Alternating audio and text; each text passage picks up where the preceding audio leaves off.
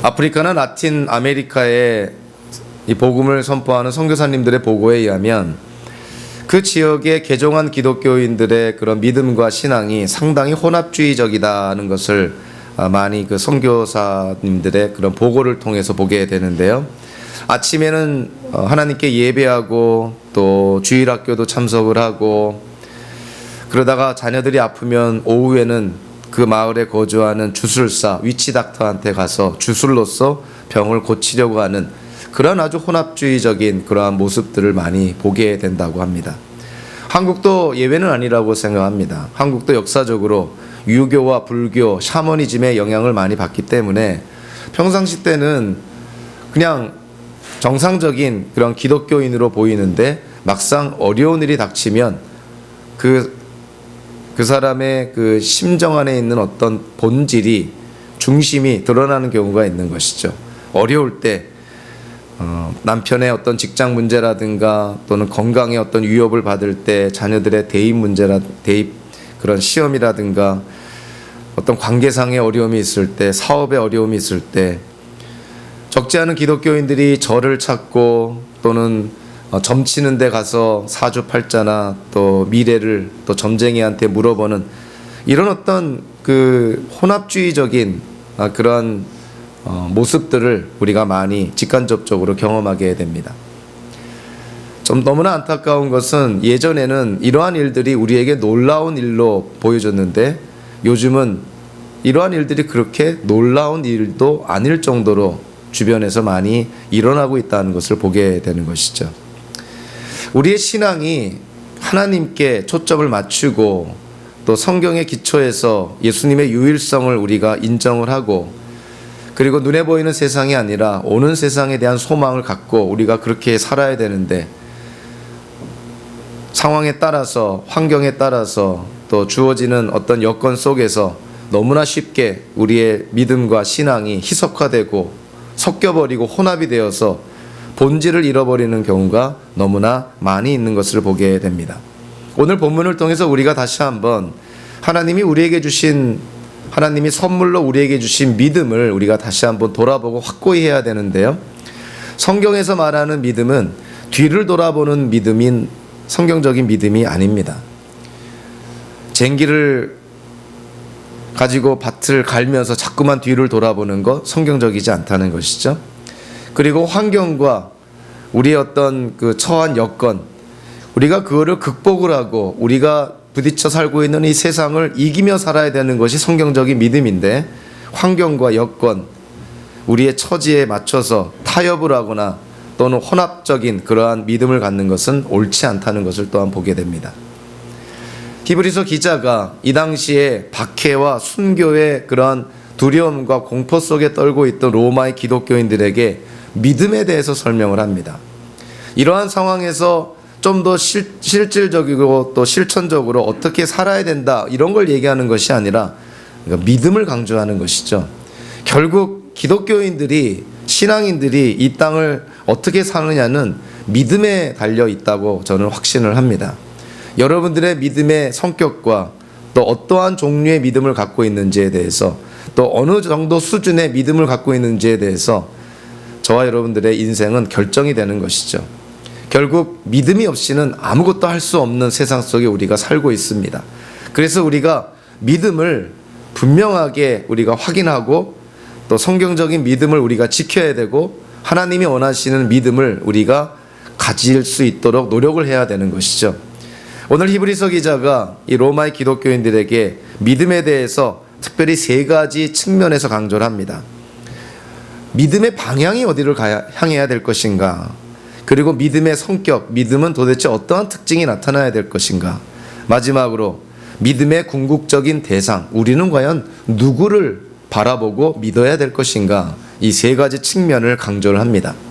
자, 오늘 본문을 통해서요, 첫 번째 히브리서 기자가 강조하는 것부터 우리가 한번 살펴보겠습니다. 우리의 믿음의 방향, 그것은 과거 지향적인 것이 돼서도 안 되는 것이고요, 현재 지향적인 것이 돼서도 안 되고 미래 지향적인 믿음을 가져야 됨을 우리에게 보여줍니다. 히브리서 11장 1절 한번 보시면 우리에게 너무나 잘 알려진 말씀이고요, 흔히들 믿음에 대한 정의, 데피니션을 얘기할 때 히브리서 11장 1절을 언급을 합니다. 믿음은 바라는 것들의 확신이요 보이지 않는 것들의 증거입니다. 히브리서 기자가 믿음에 대한 정의를 내리려고 이 성경 구절을 준 것이 아니죠. 로마의 기독교인들에게 지금 박해와 순교의 위협 속에 있는 로마의 기독교인들을 격려하기 위해서 주신 말씀입니다. 그러면서 믿음의 아주 중요한 요소를 언급하는 것이죠. 히브리서 11장 1절에서 눈에 띄는 그 표현들이 있는데 그것은 바라는 것들 그리고 보이지 않는 것들이라는 표현입니다. 바라는 것들, 보이지 않는 것들. 이거는 현재에 나타나는 것이 아닌 것이죠. 아직 현실화되지 않은 것이죠. 미래에 일어날 일을 보여주는 것이죠. 아직 보여지진 않지만 미래에 분명히 나타날 일들을 언급하는 것이죠. 그러니까 믿음을 히브리서 기자가 강조하면서 미래지향적으로 지금 묘사를 합니다. 믿음이라는 것은 눈에 보이는 지금 무언가를 갖고 우리가 확신을 하는 것이 아니라 지금 눈에는 보이지 않지만 우리 손에 갖고 있지는 않지만 미래에 일어날 일, 특별히 하나님께서 약속한 것에 대해서 확신하는 것, 그것이 믿음이라는 것이죠. 여러분들이 손에 쥐고 있는 것을 믿는 것은 성경적인 믿음이 아닙니다. 우리가 할 수 있는 것을 믿는 것은 성경적인 믿음이 아닌 것이죠. 사실은 우리가 할 수 없지만 하나님을 믿는 것이 믿음이고, 손에 쥐고 있진 않지만, 비록 우리 갖고 있진 않지만, 비록 우리 눈에 보이진 않지만, 우리의 상황 속에 우리가 사용할 수는 없지만 하나님께서 약속한 것을 믿는 것이, 그것이 성경적인 믿음이라는 것이죠. 그래서 이 히브리서 기자가 우리가 가져야 될 믿음, 우리가 이 땅을 살면서 우리가 꼭 붙잡아야 될 믿음은 미래지향적인 믿음입니다. 하나님의 약속을 믿는 것이죠. 지금 당장 손에 갖고 있지 않더라도 하나님께서 허락하시겠다고 약속한 것을 붙잡는 것이, 그것이 믿음이다 하는 것이죠. 그러면서 히브리서 11장에서 많은 믿음의 그런 증인들, 구약 성경에 나타난 많은 믿음의 선조들, 우리의 믿음의 선배들이다 이렇게 표현할 수가 있겠죠. 많은 사람들을 언급을 합니다. 근데 그 많은 사람들의 공통점이 뭐냐면 그들은 미래를 바라보고 움직였다는 것이죠. 11장 7절을 보니까 먼저 노아를 보게 되는데요. 노아는 하나님의 명령에 방주를 짓기 시작을 합니다. 그런데 노아가 방주를 지을 때 그 날씨와 기후는 어땠냐면 해가 쨍쨍 내리쬐는, 비가 올 것 같지 않은 그러한 날씨 속에 하나님의 말씀을 듣고 방주를 제작하기 시작하는 것이죠. 즉 하나님께서 이 땅에 비를 통해서 심판하시겠다는 그 말씀을 믿고 날씨가 좋은 오늘과 같은 이렇게 해가 많은 날에도 방주를 짓기 시작한 것입니다. 미래에 대한 확신이 있었던 것이죠. 아브라함도 하나님께서 명령하셨을 때 우르를 떠나 하나님이 지정한 곳으로 가라 했을 때 갈 바를 알지 못하고 도대체 어디로 하나님이 인도하시는지를 알지 못했지만 하나님의 명령에 순종했다는 것이죠. 11장 11절에 보니까 아브라함의 아내 사라의 얘기가 나오는데요. 사라는 그 당시에 나이가 아이를 가질 수 없는, 즉 생명을 재생산할 수 없는 어떤 그러한 그 나이였던 것이죠. 그런데 하나님께서 사라에게 약속을 합니다. 내년 이맘때에 내가 아들을 낳을 것이다. 결국 사라가 그 하나님의 약속을 믿게 되는 것이죠. 11장 11절 후반부에 이렇게 말합니다. 그가, 즉 사라가 약속하신 분, 하나님을 신실하신 분으로 생각했기 때문입니다. 인간적으로 보면 불가능한 약속이지만 하나님의 약속이기 때문에 그 약속을 사라가 믿었다는 것이죠. 하나님의 그 약속을 받아들였다는 것이죠. 이삭도 믿음으로 이삭은 장례를 놓고 야곱과 에서를 축복해 주었습니다. 야곱의 경우들 보니까 믿음으로 요셉의 아들들을 하나하나 축복해 주고, 자, 이 자녀들의 미래가 누구한테 달려 있다고 이삭이나 야곱이 믿었냐면 하나님의 손에 달려 있다고 믿었던 것이죠. 이들의 미래와 장래가 하나님 손에 달려 있다. 그래서 아비로서 자식들에게 줄 수 있는 최고의 선물을 하는 것이죠. 그것이 뭐겠습니까? 자식들의 장래를 위해서 하나님께 기도해 주는 것이었죠. 요셉도 이집트의 총리로 있다가 이제 그 땅에 죽어서 이집트 땅에 묻히게 되겠지만 11장 22절을 보니까 요셉이 자기 후손들에게 요청을 합니다. 믿음으로 요셉은 죽을 때 이스라엘 자손들이 이집트에 나갈 일을 언급하고 자기 뼈를 어떻게 할지를 지시하였습니다. 즉 요셉은 하나님께서 아브라함과 야곱에게 허락하신 가나안 땅을 이스라엘 민족에게 분명히 주실 것을 믿었죠. 그래서 언젠가 하나님의 때에 이스라엘 민족이 이집트를 떠나 가나안 땅에 들어갈 것을 확신을 했습니다. 그래서 그가 죽을 때 그의 후손들에게 부탁을 하는 것이죠. 이스라엘의 후손들이 이집트를 떠나 가나안 땅에 들어갈 때 이 땅에 묻혀있는 내 뼈를 취해서 가나안 땅에 묻어달라. 요셉이 죽기 전에 이러한 어떤 부탁을 하는 근거가 뭐냐면은 하나님의 약속을 믿은 것이고 하나님께서 이스라엘 그 미래를 책임진다는 사실을 확신했기 때문에 그런 것이죠. 그래서 믿음이라는 것은 미래지향적인 것입니다. 저와 여러분들이 이 땅을 살 때 이 세상에 갇혀서 세상 안에 있는 것들만 바라보고 산다면 그것은 믿음이 아닌 것이죠. 그거는 믿음 없는 사람들도 이 세상 안에서는 나름대로 잘 살 수 있습니다. 그러나 기독교인들이 생각하는 믿음, 우리가 중요하다고 생각하는 믿음은 이 세상의 안에 있는 것이 아니라 사실은 이 세상을 초월한 것이죠. 유대인의 그 개념처럼 이 세상이 아니라 저 세상인 것입니다. 눈에 보이는 세상이 아니라 예수님이 재림 때 이 땅에 임할 하나님의 나라를 바라보고 있는 것이죠. 거기에 대한 믿음을 우리는 갖고 있는 것입니다. 그래서 우리가 이 땅을 살 때 기복주의적인 그러한 삶을 산다든가 이런 어떤 세상의 가치관에 얽매여 산다든가 많은 사람들 다수가 생각하는 것에 휩쓸려 떠밀려 다니는 것은 그거는 바른 신앙인의 모습이 될 수가 없다는 것이죠. 오히려 세상의 가치관을 거슬러서 사는 것이 그것이 당연한 기독교인의 모습입니다. 남들이 안 하는 것을 하는 것이 기독교인의 모습인 것이죠. 다수가 하는 것을 반대할 수 있는 것이 기독교인의 모습인 것이죠. 많은 사람들이 침묵할 때 소신 있게 자기의 생각을 피력할 수 있는 것이 기독교인의 모습이기도 하는 것이죠. 언젠가 네티즌에게 설문조사를 한 적이 있습니다. 그 여자의 말 한마디에 남자의 가슴이 무너지는 때가 언젠가? 무슨 말 한마디가 남자의 가슴을 무너지게 하는가? 뭐 여러 가지 답이 나왔습니다. 가장 많은 답이 나온 게 뭐냐면 너 비전 없어 보여. 이 말이 남자의 가슴을 무너뜨린다는 것이죠.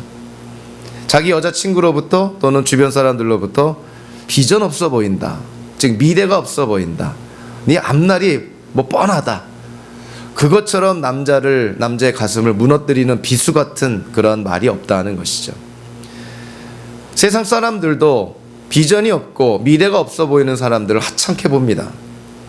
근데 기독교인들이 미래에 대한 확신이 없이 산다면 그것처럼 꼴불견도 없는 것이죠. 마치 눈에 보이는 이 세상이 전부인 것처럼 세상의 가치관에 허덕여서 명예를 쫓고 재물을 쌓고 권력을 쌓고 적자생존처럼 약육강식처럼 그냥 약한 자를 착취하고 이러한 삶을 사는 것은 기독교인의 모습 속에서 정말 없어져야 될 가장 꼴불견 중에 하나인 것이죠. 그래서 기독교인들이 세상 사람들이 추구하는 부와 명예와 권력 이런 것들을 추구한다는 것은 기독교인의 정체성에 맞지 않다는 것입니다. 우리가 이 세상에 갇혀 있다면 문제는 다르지만 기독교인들은 우리가 바라는 것이 세상을 초월한 이 땅에 임하는 하나님의 온전한 나라를 바라보고 있기 때문에 이 세상이 아니라 저 세상을 바라보고 있기 때문에 이 땅을 우리가 초월하여서 담대하게 살 수가 있는 것이죠. 구약의 이스라엘 백성이 출애굽하여서 광야를 지나 가나안 땅으로 들어가게 됩니다. 광야 생활 40년, 이들에게는 고통스러운 과정이었죠. 그러나 이들이 광야 생활을 하나님의 말씀에 순종하면서 지낼 수 있었던 것은 두 가지 그 이유가 있습니다. 첫째로 이들은 출애굽하는 과정 속에서 하나님의 역사를 기억을 합니다. 과거에 하나님이 이스라엘을 이집트에서 해방시키고 출애굽하셨던 그 하나님의 전능하신 손길을 기억하는 것이죠. 10가지의 재앙, 홍해를 건너고 불기둥, 구름기둥으로 이들을 이끌어 주시고 또 만나와 메추라기와 반석에서의 물을 통해서 이들을 먹이시고 200만 명이 넘는 이스라엘 민족 40년 동안의 광야 생활을 하나님께서 이들을 지켜주시고 공급하시는 것이죠. 그와 같은 것들을 이스라엘 민족이 기억을 합니다. 과거에 하나님이 해주셨던 그거를 기억을 하면서 현재를 버티는 것이죠. 그러나 과거의 하나님의 역사만 가지고는 버티기가 쉽지가 않습니다.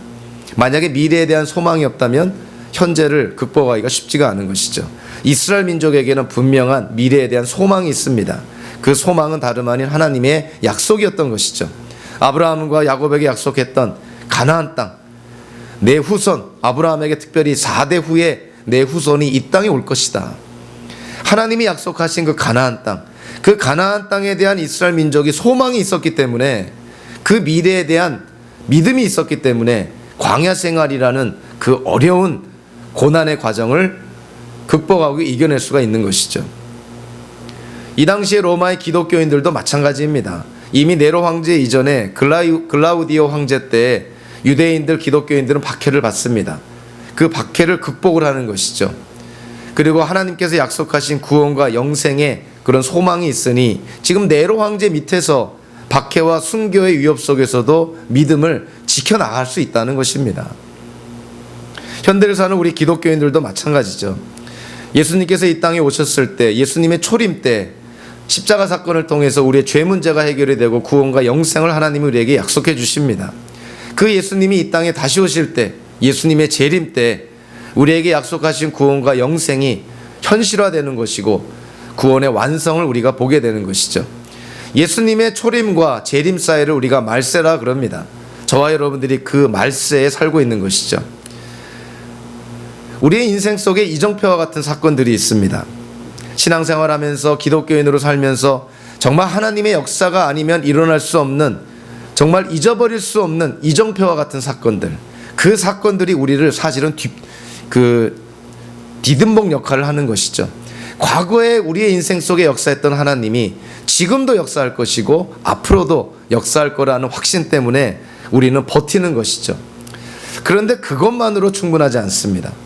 자, 우리 기독교인들이 과거의 하나님의 역사뿐만이 아니라 또 우리가 붙잡을 수 있는 것이 뭐냐면 하나님께서 우리에게 약속하신 것이죠. 기독교인들의 미래에 일어날 일이 무엇입니까? 인생의 여정이 어떻든 간에, 우리가 어떠한 과정을 겪든 간에 모든 기독교인들의 결말은 예수 그리스도 안에서 주어지는 구원과 영생입니다. 하나님의 자녀가 되는 것이죠. 오는 세상에서 하나님과 영원한 삶을 누리는 것, 그 영생을 우리는 약속을 받는다는 것이죠. 그래서 과거에 우리 인생 속에 하나님이 역사한 것이 우리의 뒷받침이 된다면 미래에 대한 소망이 우리를 이끌어갑니다. 그러니까 과거의 이정표와 같은 사건이 우리의 등을 밀어준다면 하나님께서 우리에게 약속하신 미래에 대한 소망이 우리를 당겨주는 것이죠. 밀어주고 당겨주고, 과거의 경험이 우리를 밀어준다면 미래의 소망이 우리를 이끌어갑니다. 그래서 히브리서 기자가 이 당시에 박해 가운데 있는, 순교의 위협 속에 있는 기독교인들에게 강조하는 것이죠. 여러분들이 가져야 될 믿음은 미래지향적인 믿음입니다. 미래를 바라보고 현재의 어려움을 극복해 나가야 됩니다. 히브리서 기자가 이 로마의 기독교인들에게 이 믿음은 미래지향적인 믿음이 되어야 된다고 말하고 나서 두 번째 중요한 점을 언급을 합니다. 즉 믿음의 성격을 언급하는 것이죠. 로마의 기독교인들뿐만이 아니라 현대를 사는 우리 기독교인들이 가져야 될 도대체 어떠한 특징을 나타내는 어떠한 성격의 믿음을 우리가 가져야 될 것인가. 한마디로 히브리서 기자는 우리의 믿음은 행동하는 믿음이 되어야 된다는 걸 강조를 합니다. 믿음이라는 것이 그냥 관념적으로, 개념적으로, 지식적으로만 아는 것이 아니라 실제로 우리가 무엇을 믿는다고 한다면 우리의 믿음의 대상을 통해서 우리에게 주어지는 진리를 따라 행하는 것은 당연하다는 것이죠. 그래서 믿음으로 말미암아 당연히 순종의 삶을 살아야 된다는 것이 히브리서 기자가 특별히 강조하는 부분입니다. 자, 오늘 보면 11절을 통해서 보니까 사라에 대한 언급을 하면서 사라가 하나님의 약속을 믿습니다. 상식적으로 봤을 때 도저히 믿을 수 없는 하나님의 약속, 이미 아기를 낳을 수 없는 그런 아기를 낳을 수 있는 나이를 지난 사라에게 내년 이맘때에 아들을 낳을 것이다. 그런데 이 사라가 그 하나님의 약속을 믿습니다. 왜 약속을 믿냐면 11장 후반부에 보니까 그가 약속하신 분, 즉 하나님을 신실하신 분으로 생각했기 때문입니다. 신실하다, 다른 한국말로는 미쁘다, 영어로는 faithful하다. 즉 약속한 것을 지키시는 분이다 하는 것입니다. 자, 우리의 하나님이 어떤 하나님이라고요? 약속하는 것을 지키시는 분이신 분입니다. 사람들은 약속을 못 지키지만 하나님은 약속을 반드시 지키신다는 것이죠. 99.99%가 아니라 100% 약속을 지키시는 분이기 때문에 성경을 통해서 우리에게 주어지는 하나님의 약속은 이미 이루어진 거나 다를 바가 없다는 것이죠.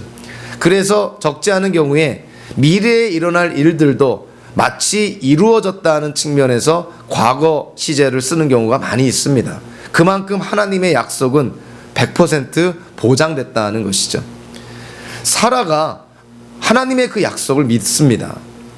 내년 이맘때 내 품에 아들이 있을 것이다. 즉 이삭이 내 품 안에 있을 것이다. 인간적으로 보면 불가능한 약속인데 하나님의 약속이니까 믿습니다. 그리고 그 약속은 하나님의 약속대로 실제로 이루어지고 성취가 되는 것이죠. 그렇기 때문에 히브리서 기자가 이 로마에 있는 기독교인들에게 그리고 현대를 사는 우리에게 하나님의 약속은 분명히 이루어지고 성취되니 하나님의 약속에 기초하여서 행동하라는 것이죠. 그래서 오늘 히브리서 11장을 보니까 수많은 믿음의 선조들이 나오는데요. 자, 그들의 공통점 중에 하나가 뭐냐면 이들은 하나님의 약속을 믿고 미래에 대한 확신을 갖고 현재 몸으로 행동하게 됩니다. 하나님의 약속을 믿는다면, 미래에 대한 하나님의 약속을 믿는다면 하나님의 명령에 순종하는 것은 당연한 결과인 것이죠. 그래서 오늘 본문 보니까 아벨을 보니까 믿음으로 아벨은 가인보다 더 나은 제물을 하나님께 드렸습니다. 자, 믿음과 드리다라는 행동이 같이 나오는 거예요. 아벨이 하나님을 믿었기 때문에 더 나은 제물을 드렸다는 것이죠. 자, 노아도 보면 믿음으로 노아는 하나님의 그 경고, 세상을 심판하시겠다는 하나님 말씀을 믿었기 때문에 좋은 날씨 아래서도 방주를 제작하기 시작한 것입니다. 아브라함도요, 우르에서 편안히 잘 살고 있던 아브라함, 하나님께서 아브라함을 부르고 하나님께서 허락하신 땅으로 인도해 나갑니다. 이 히브리서 11장 8절 10절에 보니까 아브라함은 하나님께서 어디로 인도하시는지를 모르는 상태에서 하나님께 순종했다고 나옵니다. 하나님께서 보여주지 않으셨는데도 하나님께 순종했다는 것이죠. 믿음으로 이삭은 장래를 얻고 자녀들을 축복을 했고요. 야곱도 하나님의 약속을 믿고 자녀들을 축복해 줍니다. 요셉도 하나님께서 아브라함과 야곱에게 허락한 가나안 땅에 대한 그 약속을 믿고 자기가 죽을 때 자기 뼈를 가나안 땅에 묻어달라고 그렇게 요구를 합니다. 모세가 태어났을 때 모세의 부모도 하나님의 명령을 두려워하여 그 모세를 숨기는 그러한 용기 있는 행동을 하게 되는 것이죠. 그리고 모세도 보니까 11장 24절부터 28절까지를 보니까 믿음으로 모세는 하고 여러 가지 동사가 나옵니다. 거절하였습니다. 택하였습니다. 떠났습니다. 견디어냈습니다. 의식을 행하여서 믿음으로 행했다는 것이죠. 믿는 자는 행한다는 것입니다. 사람들마다 믿음을 다 갖고 있는 것이죠. 믿음 없이는 이 세상을 살 수가 없습니다. 모든 인간관계가 다 믿음에 기초하기 때문에 그런 것이고요. 과학이라는 것도 믿음이 없이는 과학이 생겨나지도 않고 과학이 발달되지도 않았겠죠. 모든 삶의 영역은 믿음에 기초합니다. 모든 사람은 어떤 형태든 간에 믿음을 갖고 있는 것이죠. 그런데 구원에 이르는 믿음은 특별한 믿음이라는 것이죠. 자, 어떤 사람들의 믿음이 구원에 이를까? 자, 어떠한 종류의 믿음이 구원을 허락할까? 성경을 통해서 우리가 깨닫게 되는 것은 구원에 이르는 믿음, 우리 영어로는 saving faith라는 표현을 씁니다. 구원에 이르는 믿음. 구원에 이르는 믿음의 첫 번째가 뭐냐면요, 믿음의 대상, 복음에 대한 분명한 지식이 있어야 된다는 것이죠. 믿음의 기초는 경건한 무지가 아니라 지식에 있다 그럽니다. 저와 여러분들의 믿음의 기초는 지식에 있어야 되는 것이죠. 자, 어떠한 지식이 있어야 됩니까? 복음이 과연 무엇인가?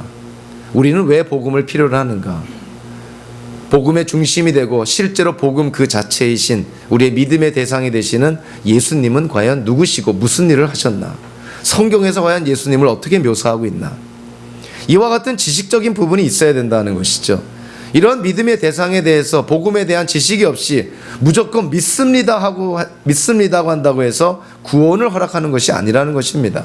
우리가 도대체 누구를, 무엇을, 왜 믿는지를 알아야 된다는 것이죠. 그리고 두 번째는 우리가 우리의 필요한 지식을 갖고 있다면, 예수님에 대한 지식, 복음에 대한 지식을 우리가 갖고 있다면 그것이 나와 관계없는 객관적인 지식이 아니라 나를 위한 것이구나, 복음이 나를 위한 것이구나, 예수님이 나를 위해서 이 땅에 오셨구나, 그런 어떤 동의하는 그런 마음이 있어야 된다는 것이죠. 아무리 진리라고 해도 내가 동의하지 않는다면, 그것이 진리라고 내가 인정하지 않는다면 그것은 나에게 진리가 되질 않습니다. 예수님이 이 땅에 오셨다는 사실, 십자가의 사건, 내가 그 사건과 그 진리에 대해서 어그리하지 않으면, 동의하지 않으면 예수님은 나와 아무 관계가 없고 십자가의 사건도 나와 아무 관계가 없는 것이죠. 복음을 듣고 예수님에 대한 지식을 들었을 때 인정해야 됩니다. 그리고 동의해야 됩니다. 맞습니다. 그 복음이 진리입니다. 맞습니다. 예수 그리스도를 통해서만이 우리가 구원을 받습니다. 이런 어떤 동의가 있어야 된다는 것이죠. 마지막 세 번째로 구원에 이르는 믿음의 세 번째 요소는요, 의지적이고 행동적인 그런 측면이 있는 것이죠. 우리가 어떠한 누군가를 우리가 믿는다면 그 믿음의 대상이 우리에게 요구하는 것에 대해서 우리가 순종할 그런 책임이 있는 것이죠. 사도 바울이 로마서에서 특별히 사용된 아주 유명한 표현이 있는데 그 표현이 바로 믿음의 순종이라는 표현입니다. 헬라어의 문법을 보면 이 소유격 믿음의 순종, 이 의를 어떻게 해석하느냐에 따라서 의미가 전혀 달라집니다. 학자들 간에는요, 이 믿음의 순종을 어떻게 이해를 하냐면 한 부류의 사람들은 믿음을 위한 순종이다 이렇게 표현합니다. 또 한 부류의 사람은 믿음으로부터의 순종 이렇게 표현하기도 합니다. 또 한 부류의 사람은 믿음 안의 순종 이렇게 표현하죠. 물론 여기에는 다 나름대로 공감하는 부분이 있지만 이 문맥적으로나 성경적으로 봤을 때 가장 적합한 해석은요, 믿음 안의 순종입니다. 우리가 행동을 해야만, 순종을 해야만 믿음이 생기는 것이 아니라 믿음 그 자체에 순종의 요소가 있다는 것이죠. 그래서요, 믿음이라는 헬라어가 피스티스인데 이 헬라어가 어디서 파생이 되냐면 피스토스라는 그 형용사에서 파생이 됩니다. 이 피스토스가 뭐냐면은 신실한, 믿으신, faithful하다는 뜻입니다. 그러니까 믿음이라는 의미 안에는 신실해야 된다는 것이 전제가 되는 것이죠. 즉 믿음의 대상에게 우리가 faithful 해야 된다. 믿음의 대상에게 우리가 순종해야 된다. 믿음의 대상이 우리에게 말씀한 것을 지키고 행할 책임이 있다. 그것이 믿음 안에 이미 존재해 있다는 것입니다. 그래서 우리가 예수님을 믿는다는 것과 예수님의 말씀에 순종하는 것은 개념적으로는 구분이 되지만 실질적으로는 분리가 되질 않습니다. 동전의 앞면과 뒷면과 같은 것이죠. 예수님을 믿는 자는 예수님의 말씀에 순종합니다. 그래서 우리가 하나님께로부터 선물로 받은 믿음은 그것이 진실한 믿음이라면 그것은 우리를 행동하게 하는 믿음이라는 것이죠. 이것은 하나님과 우리의 관계뿐만이 아니고요, 쉽게 말하면 인간관계를 통해서도 쉽게 이해가 됩니다. 우리가 누군가를 믿는다면, 그 사람의 말을 믿는다면, 그 사람의 인격을 우리가 믿는다면 그 사람이 하는 말에 우리가 귀를 기울이고 또 그 사람이 말하는 것을 우리가 따르는 것은 너무나 상식적인 결과인 것이죠. 누군가를 믿는다고 하면서 그 사람 말을 따르지 않는다, 이거는 어불성설, 말이 안 됩니다. 우리가 예수님을 믿는다고 하면서 예수님의 말씀에 불순종한다, 이 말이 안 되는 것이죠. 하나님을 믿는다고 하면서 성경에서 말씀하는 하나님의 계명과 율법을 지키지 않는다, 그것도 말이 안 되는 것이죠. 믿는 자는 순종하게 돼 있습니다. 그래서 히브리서 기자가 로마의 기독교인들에게 미래지향적인 믿음뿐만이 아니라 여러분들이 꼭 견지하고 또 지켜야 될 믿음은 행동하는 믿음입니다. 행함이 없는 믿음이 아니라, 지식적이고 관념적인 믿음이 아니라 행동하는 믿음을 가져야 됩니다. 마지막으로 12장 1절부터 3절까지를 통해서 히브리서 기자가 특별히 강조한 것이 있습니다. 그것은 뭐냐면 여러분들의 믿음의 대상을 한번 확인해 보라는 것이죠. 오늘 본문 마지막에 히브리서 기자가 강조한 것이 뭡니까? 우리의 믿음의 대상이 누구여야 된다고 되어 있냐면 예수 그리스도입니다. 예수 그리스도께 우리가 초점을 맞춰야 된다는 것이죠. 그분만이 우리에게 유일한 믿음의 대상이 되어야 됩니다. 예수 그리스도 외에 또 다른 믿음의 대상이 끼어든다면 그것이야말로 혼합주의적인 것이죠. 이럴 때는 예수님을 믿고 저럴 때는 다른 걸 믿고, 이럴 때는 예수님을 믿고 또 저럴 때는 또 다른 것을 믿고, 이러한 것은 참된 믿음이 될 수가 없다는 것입니다. 우리의 믿음은, 우리의 믿음의 궁극적인 대상이자 유일한 대상은 예수 그리스도라는 거예요. 그래서 히브리서 기자가 12장 1절에 보니까 이렇게 말합니다. 자, 우리의 인생이 마치 경주와 같다는 것이죠. 흔히 마라톤에 비유하는 것이죠. 사도 바울도 우리의 인생을 마라톤에 비유했는데 저와 여러분들의 인생 지금 마라톤과 같다는 것입니다. 우리는 마라톤의 42.195km의 그 마라톤의 경주 안에서 어딘가를 달려가고 있는 것이죠. 자, 우리가 마라톤을 뛴다고 했을 때 이 경주자가 몸에 무거운 여러 가지 옷을 입고 장식품을 막 목에 걸고 치렁치렁 한 액세서리를 달고 그런 무거운 짐을 짊어지고 이 마라톤을 뛴다는 것은 상상할 수도 없는 일인 것이죠. 혹이라도 우리의 발걸음을 붙잡는 그러한 죄가 있다면 그것도 또한 우리가 이 경주를 다할 수가 없는 것이죠. 그래서 히브리서 기자가 로마의 기독교인들에게 일합니다. 여러분들의 인생이 경주와 같은데 혹이라도 무거운 짐이 있습니까? 혹이라도 아직 해결하지 않은 죄가 있습니까? 그와 같은 것들을 다 벗어버려야 됩니다. 우리는 지금 가볍게 걸림돌이 없이 인생의 경주를 뛰어가야 됩니다. 이렇게 지금 히브리서 기자가 강조를 합니다. 그러면서 히브리서 기자가 12장 2절 3절에서 또 로마의 기독교인들에게 특별히 강조하는 게 뭐냐면 여러분들이 인생의 경주를 행할 때 목표점을 향해 나아갈 때 여러분들이 바라봐야 될 것이 있습니다. 그냥 향방을 알지 못하고 동서남북 알지 못하고 그냥 마음 내키는 대로 뛰어가는 것이 아니라 결승점을 향해서 뛰어가야 되는데 그 결승점에 대해서 뭐라고 말하고 있냐면 먼저 12장 1절에 보니까 구름대와 같은 수많은 증인이 지금 우리가 결승점을 끊고 도착하기를 기다리고 있다는 것이죠. 마라톤의 결승점이 어디입니까? 스테디움이죠. 올림픽에 보면 스테디움에 수많은 사람들이 모여서 마라토너들이 결승점을 끊는 것을 기다리고 있습니다. 그 광경을 연상하는 것이죠. 우리의 믿음의 조상들이 이미 그 믿음으로 승리한 우리 믿음의 조상들이 지금 스테디움에 가득 차서 저와 여러분들의 인생이 성공적으로 믿음의 경주를 끝마치기를 지금 기다리고 있다는 것이죠. 그러면서 히브리서 기자가 특별히 2절 3절에서 뭐를 말씀하고 있냐면 예수님께서 결승점에서 우리를 지금 기다리고 계시다 이렇게 표현합니다. 수많은 증인들이 스테디움에 꽉 차 있지만 정작 우리가 통과할 결승점에 지금 누가 기다리고 있다고요? 예수님이 기다리고 계시다 이렇게 말합니다. 그러면서 그 예수님을 어떻게 표현하냐면 우리 믿음의 창시자요 완성자이시다. 창시자, 선구자, 파이오니어라는 것이죠. 그리고 믿음을 완성하신 분이라는 것이죠. 예수님께서 이 땅에 오셔가지고 우리에게 보여주신 예수님의 인생을 보면 정말 우리가 본받아야 될 인생을 예수님이 사신 것이죠. 하나님이 인간이 되어 이 땅에 오셨지만 구원의 계획을 이루고 성취하시기 위해서 성부 하나님의 그런 구원의 계획을 온전히 이루신 분이 예수님이신 것이죠. 십자가에 죽기까지 순종하신 분이 예수님인 것이죠. 십자가의 사건을 마지못해서가 아니라 예수님이 자의적으로 능동적으로 적극적으로 그 예수님께서 십자가의 사건을 당하십니다. 누구를 위해서요? 저와 여러분들의 구원과 영생을 위해서 십자가의 사건을 당하신 것이죠. 그 예수님이 우리 믿음의 창시자요 완성자이시란 것이죠.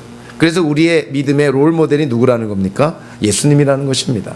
인생의 경주를 할 때 힘들고 고난 속에 있을 때 누구를 바라보라는 것입니까? 결승점에 있는 예수님을 바라보라는 것이죠. 순교와 박해 위협 속에 있는 로마의 기독교인들에게 히브리서 기자가 소망을 줍니다.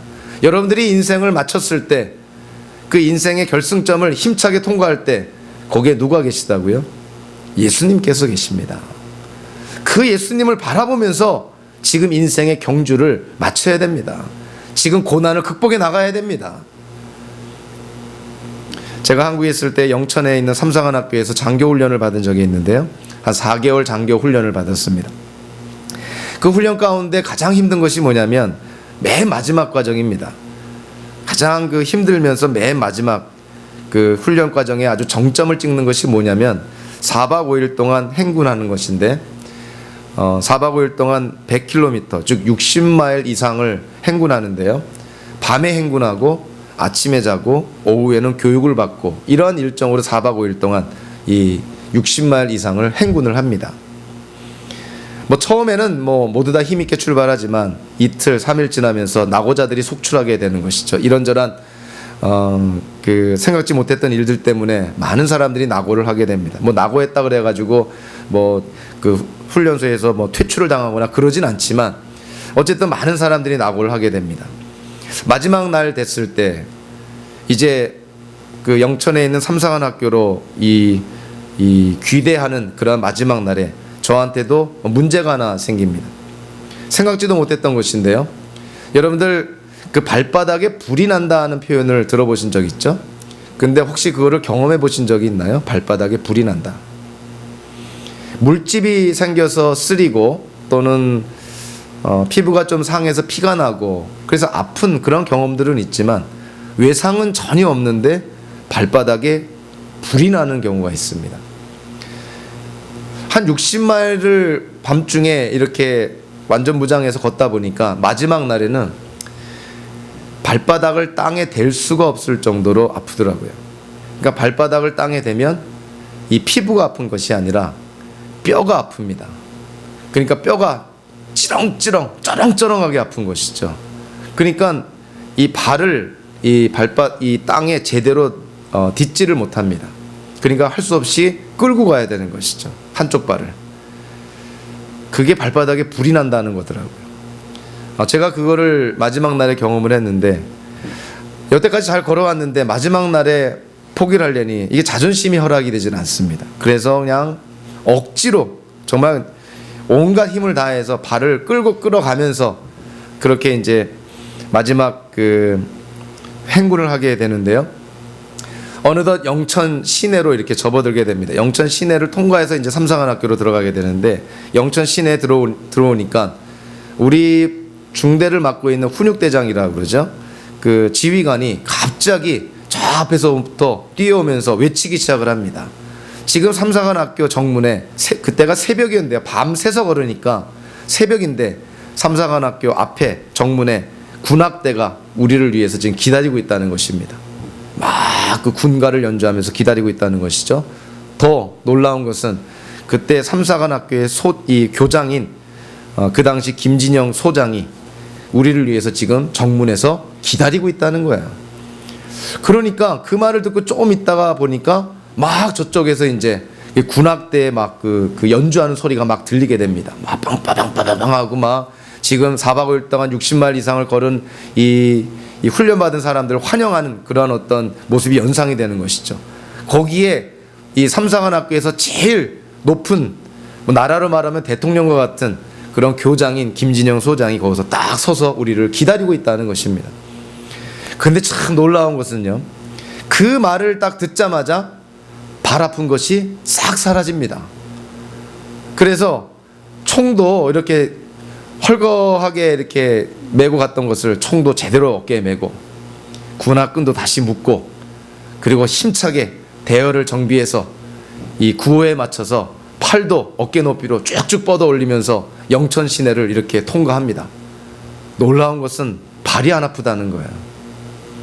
삼상한학교 앞에 김진영 소장이 우리를 기다리고 있고 군악대의 소리가 점점 들려오니까 거기에 힘을 얻어서 물론 몸은 아플 텐데 지금 생각해도 왜 안 아픈지 이해가 안 되지만 정신력이라고 생각하지만 어쨌든 몸은 아플 텐데 그 사실 지금 삼상한학교 정문에 군악대와 소장이 우리를 기다리고 있다는 그 사실 때문에 현재의 아픔도 극복을 하고 그 마지막 순간을 어찌 보면은 4박 5일 동안에 가장 힘있게 행군하면서 마지막 정문을 통과했던 기억이 있습니다. 히브리서 기자가 로마의 기독교인들에게 얘기하는 것이죠. 우리가 지금 이 땅에서 살면서 겪는 어려움과는 비교가 되지 않는 박해와 순교의 위협 속에 있습니다. 가족이 목숨을 잃은 경우도 있고 바로 옆에 있었던 믿음의 지체들이 사자밥이 되고 화형을 당하는 그러한 어려움 속에 있던 로마의 기독교인들에게 이 히브리서 기자가 미래를 보여줍니다. 여러분들이 믿음의 경주를 마쳤을 때, 믿음을 지키고 마쳤을 때 그 마지막 결승점에 예수님께서 수많은 증인들과 함께 여러분들을 기다리고 있습니다. 저와 여러분들이 이 땅을 어떻게 살아야 됩니까? 소요리 문답을 보니까 사람의 주된 목적이 첫째가 하나님을 영화롭게 하는 것이다, 이렇게 말합니다. 하나님께 영광을 돌린다는 것이죠. 하나님이 무슨 영광이 부족해서 우리의 행위로 하나님의 영광을 우리가 채우는 것이 아니라 이미 하나님은 완전한 영광 속에 계신데 그 하나님의 영광을 우리가 우리의 삶 속에서 드러내고 반영해야 된다는 것이죠. 리플렉트 해야 된다는 것이죠. 그것이 하나님의 영광을 드러내는 것입니다. 하나님의 영광 그랬을 때 이 구약에서 이 영광이라고 번역된 단어가 두 개가 있는데요. 하나는 쉐키나라는 단어가 있습니다. 이 쉐키나라는 단어는 빛이 나는 것입니다. 하나님의 영광, 즉 빛나는 것 같은 하나님의 영광, 쉽게 연상이 되죠. 그러나 이 쉐키나보다 더 많이 사용된 영광이라는 히브리어가 있는데 그것은 카보드라는 단어입니다. 이 카보드라는 단어의 원어적인 의미가 무게 또는 비중 그리고 가치, 이런 뜻입니다. 그러니까 하나님의 영광, 이 문자적으로 보면 하나님의 무게 또는 하나님의 가치, 이런 것이죠. 여러분들 가치를 영어로 뭐라 그럽니까? worth라 그러죠. 그 worth, 가치를 나타낸다, worthship. 그 worthship이 바뀌면서 변화가 되면서 th가 빠지면 어떻게 됩니까? worship이 되는 것이죠. worship이 뭡니까? 예배입니다. 우리가 하나님을 예배한다고 했을 때 그 예배의 본질적인 목적이 무엇이죠? 하나님의 가치를 드러내는 것이 예배입니다. 하나님을 찬양할 때도 하나님의 가치를 드러내야 되죠. 하나님의 말씀을 주고받을 때에도 하나님의 가치를 드러내야 되죠.